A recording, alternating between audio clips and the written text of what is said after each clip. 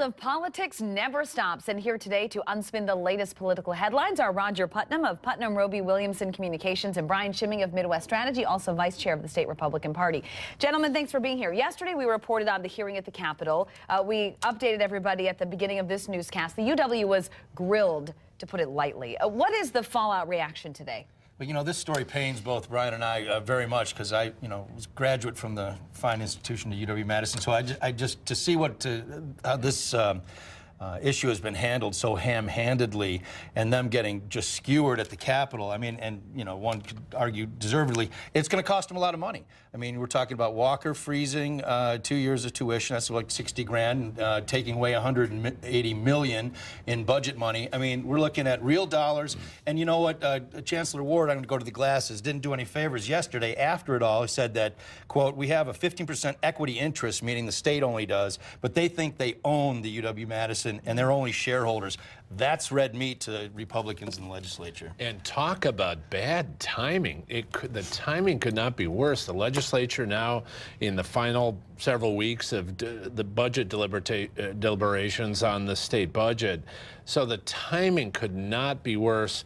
I think students at UW-Madison and frankly in the university system may have lucked out on this, because I think the tuition increase is a goner, and I think frankly the university is going to get punished by both parties. And talk about, just to quickly interject, the timing and how bad it was is Friday when the report comes out that finds $680 million stashed away in different places. Also was when the UW issues a request for a tuition increase. It's like, I want to move on because we haven't heard a lot about this story, but it's really important. Senators Johnson and Baldwin struck an unprecedented agreement related to the appointment of federal judges. I want to, if you guys could explain kind of why this is important.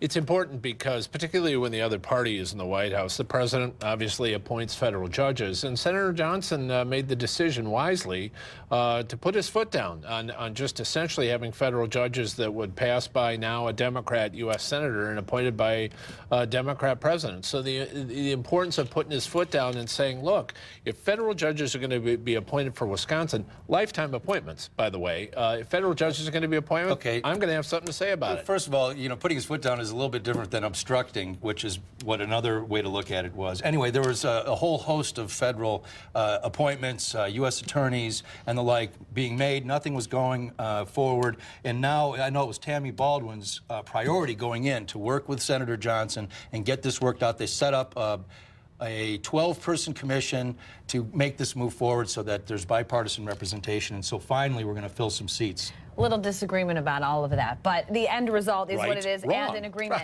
Very quickly, we're about 30 seconds. Walker returned from China. Do you see this as good news? Hey, if he has to go to China to bring jobs to Wisconsin, way to go. I mean, but in all seriousness, I think it's great to sell more ginseng to the Chinese and Harley Davidsons. I think it's all good. Absolutely. The governor, his focus completely on jobs. This was an opportunity to highlight some of his new jobs initiatives and bring it home, and he did.